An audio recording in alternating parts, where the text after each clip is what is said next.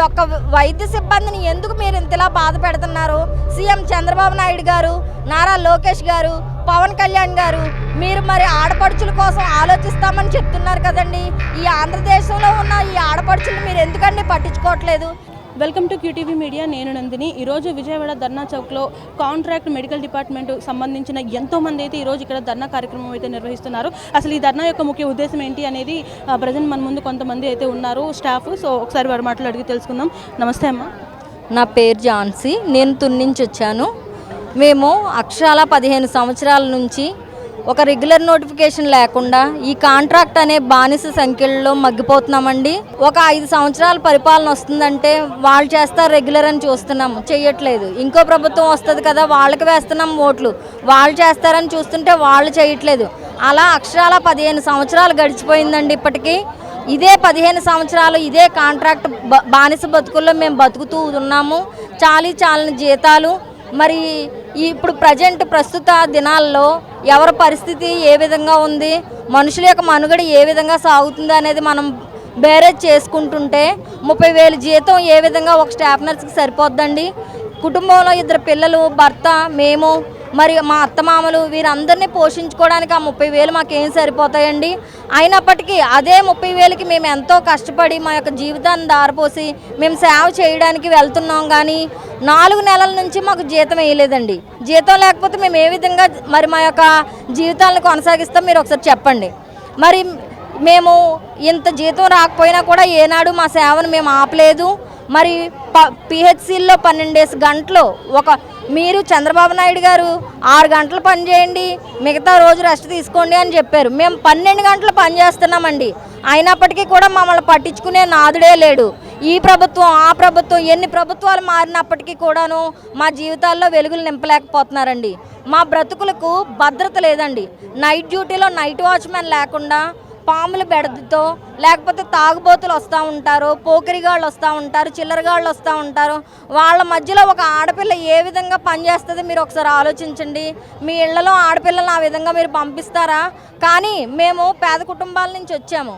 మా తల్లిదండ్రులు వాళ్ళ యొక్క కష్టాన్ని మా మీద దారబోసి మమ్మల్ని ఈ స్టాఫ్ నర్సు ఉద్యోగానికి మమ్మల్ని పంపించారండి. కానీ వాళ్ళకి కూడా సుఖం లేదు. అయ్యో నా కూతుర్ని చదివించేనే కానీ మరి 4 నెలల నుంచి జీతం లేదని మా తల్లిదండ్రులు కూడా మా కోసం బాధపడుతున్నారు. మరి ఇప్పుడు మా స్టాఫ్లోనే ఎంతోమంది అనారోగ్యాలతో బాధపడుతూ ఉన్నారు. వాళ్ళకి మెడికల్ బిల్లులకి కూడా జీతం లేదు, డబ్బులు లేవు. ఏ విధంగా వాళ్ళు మందులు కొనుక్కుంటారండి? ఒకసారి ప్రభుత్వాలు మా కోసం ఆలోచించాలి. మేము ఎప్పుడూ ఈ విధంగా రోడ్డు ఎక్కింది లేదు, ఇలా ధర్నాలు చేసింది లేదు. ఇక మేము విసిగి వేసారిపోయాం. 15 సంవత్సరాల నుంచి 2011లో నేను రిలీవ్ అయ్యాను. ఇప్పుడు 26వ సంవత్సరం వచ్చేసింది. 15 ఏళ్ళ నుంచి అసలు ఆ రెగ్యులర్ నోటిఫికేషన్ అనేదే మాకు వేయలేదండి. ఇంకా ఎలాగా ఇప్పుడు ఒక స్టాఫ్ నర్సు 24 గంటలు పిహెచ్సిలో లేకపోతే ఎలాగ వైద్యం అందుతుంది? ఎలా సేవలు అందుతాయి? ఫార్మసిస్ట్ లేకపోతే మందులు ఎలా ఇస్తారు? ల్యాబ్ టెక్నీషియన్ లేకపోతే రోగ నిర్ధారణ జరగకుండా డాక్టర్ మందులు ఎలా రాస్తారు? మరి ఇలా ఈ యొక్క వైద్య సిబ్బందిని ఎందుకు మీరు ఇంతలా బాధ పెడుతున్నారు? సీఎం చంద్రబాబు నాయుడు గారు, నారా లోకేష్ గారు, పవన్ కళ్యాణ్ గారు మీరు మరి ఆడపడుచుల కోసం ఆలోచిస్తామని చెప్తున్నారు కదండి. ఈ ఆంధ్రదేశంలో ఉన్న ఈ ఆడపడుచులు మీరు ఎందుకండి పట్టించుకోవట్లేదు? ఇన్ని వేళల్లో ఈ ఆడపడుచులు మరి ఇలా శోకంతో మేము బాధపడుతూ ఉంటే మీ ఆంధ్ర రాష్ట్రం ఏం బాగుపడుతుందని నేను ఈరోజు మిమ్మల్ని ప్రశ్నిస్తున్నానండి. మీరు ఎందుకోసం మా కోసం ఆలోచించట్లేదు? మరి మేము ఇంత బగ్గుమంటున్న ఎండల్లో కూడా వచ్చి ఇక్కడ మేము పడిగాపులు పడి మా బాధను మేము వ్యక్తం చేస్తున్నామంటే ఎంతెంతో దూరాల నుంచి శ్రీకాకుళం, చిత్తూరు, నెల్లూరు, కడప, కర్నూలు చెప్పుకుంటూ పోతే ఎన్ని జిల్లాలు ఉన్నాయో అన్ని జిల్లాల నుంచి కూడా స్టాఫ్ నర్సులు, ల్యాబ్ టెక్నీషియన్లు, ఫార్మసిస్టులు, వైద్య సిబ్బందిలో పనిచేసే పారామెడికల్ స్టాఫ్ అంతా కూడా ఇక్కడ వచ్చాము. కానీ మేము డ్యూటీకి ఏమాత్రం ఆటంకం కలిగించలేదు, సేవలకు ఏమాత్రం ఆటంకం కలిగించలేదు. 3 స్టాఫ్ నర్సుల్లో 2 అక్కడ పనిచేస్తున్నారు, ఇక్కడ నేనున్నాను. అలా ప్రతి ఒక్కరూ కూడా వైద్య సేవకు ఎటువంటి ఇబ్బంది కలగజేయకుండా, ప్రజలకు ఎటువంటి సేవ మరి నిర్బంధం జరగకుండా మేము వచ్చి మా మెడికల్ ఆఫీసర్ దగ్గర మేము పర్మిషన్ తీసుకుని వచ్చి ఇక్కడ ధర్నా శాంతియుతంగా మిమ్మల్ని అడుగుతున్నాం, వేడుకుంటున్నాం. మీరు వినండి, మా గోడు వినండి, మా యొక్క ఆక్రందన మీరు వినండి. మాకు ఫలితం మీరు ఇవ్వాలని మేము కోరుకుంటున్నాం. ప్రధానంగా మా డిమాండ్స్ ఏమిటంటే మాకు భద్రత లేదండి. నైట్ డ్యూటీలో మాకు భద్రత లేదు.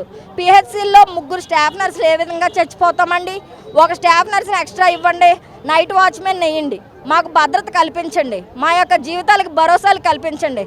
వెహికల్స్కి ఉన్నాయండి ఇన్సూరెన్స్లు, పనిచేసే ఒక మనిషికి, కష్టపడి పనిచేసే ఒక మనిషికి మరి ఇన్సూరెన్స్ లేకుండా పోయింది. కాబట్టి మాకు హెల్త్ కార్డులు ఇప్పించాలని మేము కోరుకుంటున్నాం.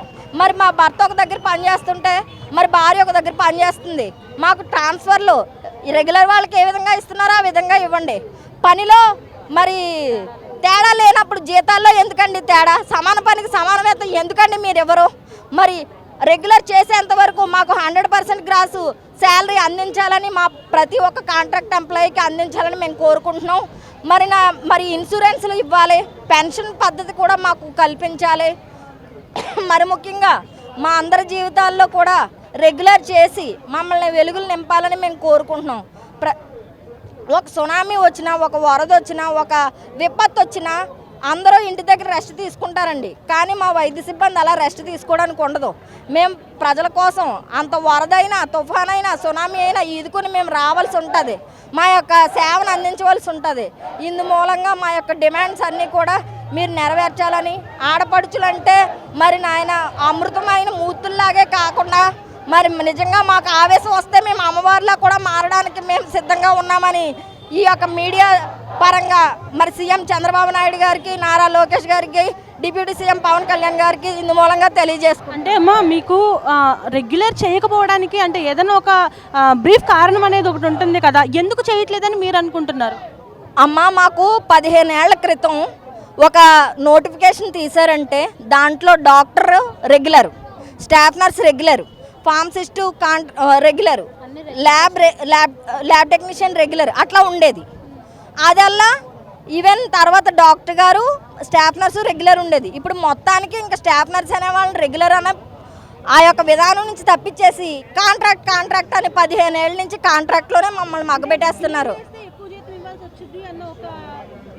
అవునరా, ఇప్పుడు రెగ్యులర్ చేస్తే ఎక్కువ ఇవ్వాల్సి వస్తుందంటే అన్ని డిపార్ట్మెంట్లో మరి ఉన్నాయి కదా. ఇప్పుడు మొన్న మరి డిప్యూటీ సీఎం గారు డిప్యూటీ సీఎం గారు మెగా డిఎస్సి తీస్తారు.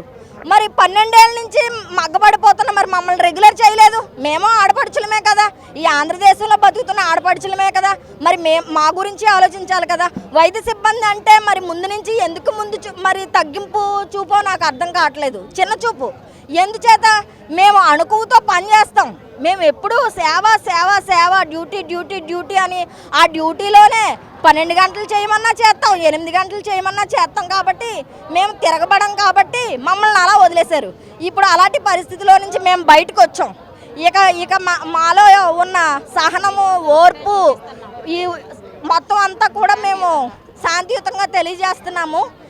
ఇప్పుడు స్పందించి ఒక 60 రోజుల్లో ఈ 100% గ్రాస్ అమలు చేసి మమ్మల్ని రెగ్యులర్ చేశారా సరే, లేని పక్షాన ఇదే ధర్నా చౌక్ దద్దరిల్లిపోద్దని ఈ మీడియా పరంగా నేను చెప్తున్నాను.